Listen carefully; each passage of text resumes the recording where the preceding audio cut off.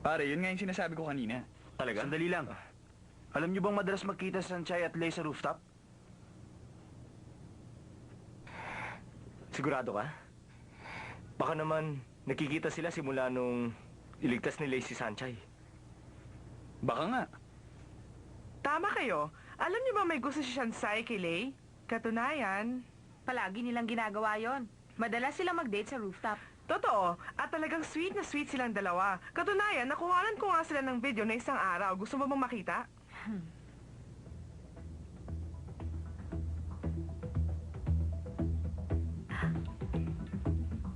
Makasarili ako.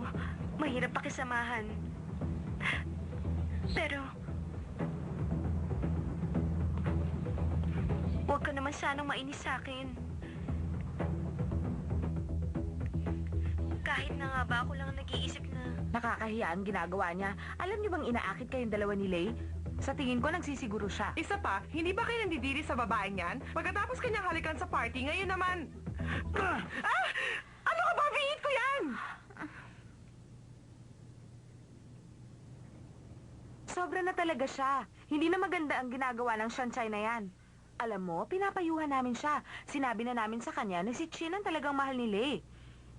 Kaya ang ginawa niya, na mawala si Lay. Ikaw naman ang nilipitan. Talagang sumusobra na siya. Hindi ba? Huwag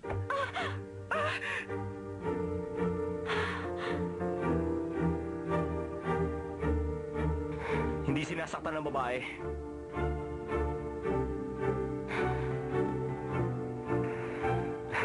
Ano ba nangyayari sa'yo, ha? Malinaw naman sa'yo ang nararamdaman ni Lay para kay Chin. Hindi niya magugustuhan si Sanchay. Ano ka ba, Damin Sir? Seryoso ka ba talaga sa kanya? Liga, uminom tayo. Tanggalin mo kamay mo. Ang sabi ko, tanggalin mo kamay mo.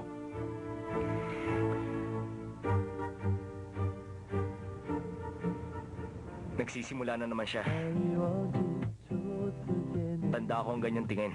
Yan ang tingin na halos makapatay siya ng tao. May mangyayari.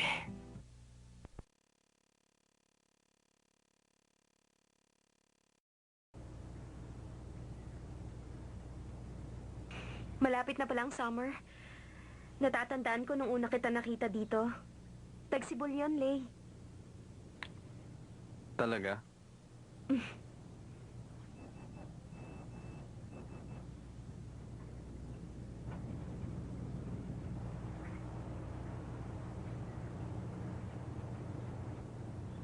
Mauna na ako sa'yo. Ano naman to? Invitation para sa party ni Chin.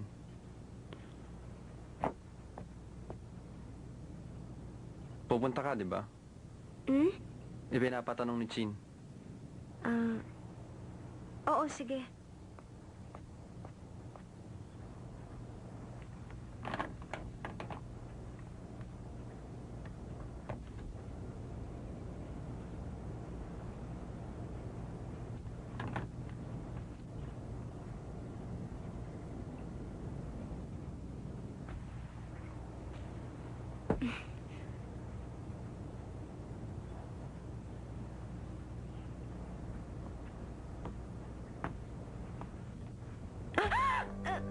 Bakit nandito ka? Nakakagulat ka naman. Bakit ganun siya makatingin? Bakit nanilisik ang mata niya? Mauna na ako. Hindi ka alis. Walang iya ka, Sanchay. Balak mo pa akong lokohin. Pagbabayad ka sa akin. Hindi kita maintindihan. Hindi ko alam ang sinasabi mo. Bitiwan! Gagagawan mo ang lahat ng ito. Ano ba? Wala akong ginagawa. Yun ang akala mo. Bitiwan mo ako!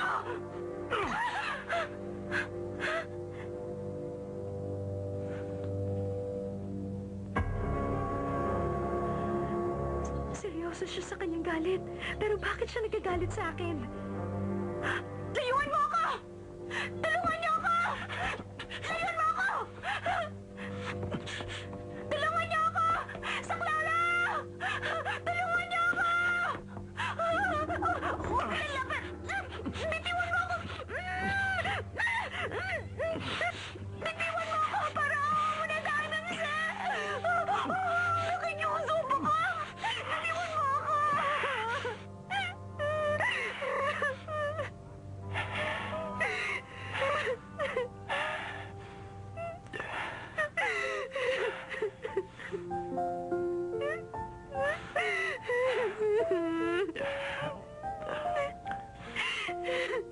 Huwag ka na umiyak.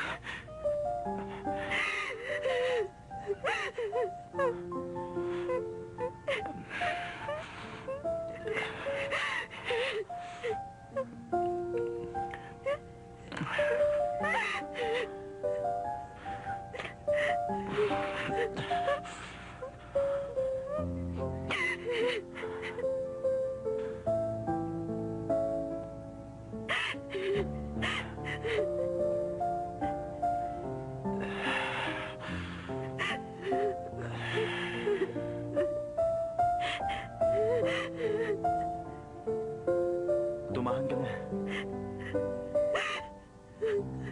Pinuli kita sasaktan.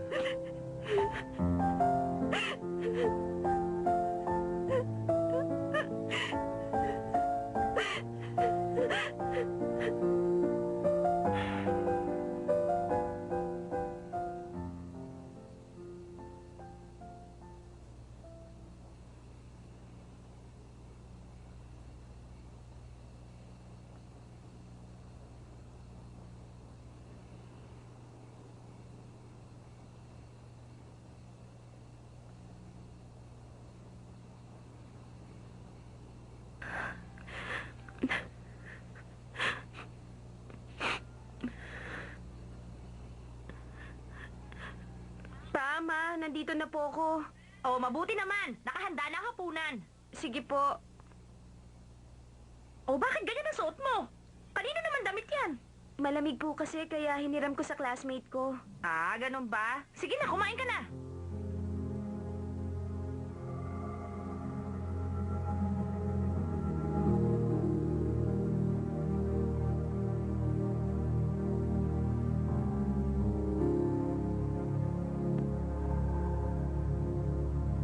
Ano ba talaga ang nangyari? Bakit? Ano bang pumasok sa isip ng lalaking yon? Maganda naman ang ngiti niya nung umaga. Hindi ko siya maintindihan. Ano ba talagang iniisip niya? Kagagawan mo ang natang ito. Ano ba? Wala akong ginagawa! Yun ang akala mo! Bitiwan mo ako!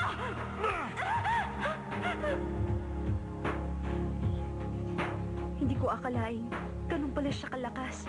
Pinilit kong lumaban pero wala akong nagawa.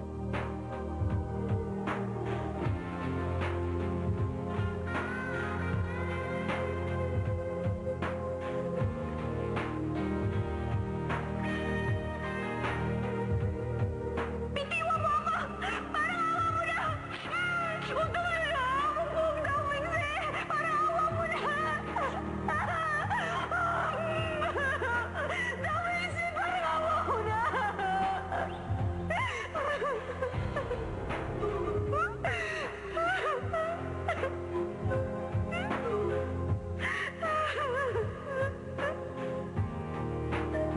Ano ba itong ginawa ko? Alam kong hindi ganun si Daoming, sir. Nararamdaman kong hindi yun ang tunay niyang pagkatao. Pero bakit niya nagawa sa akin yon?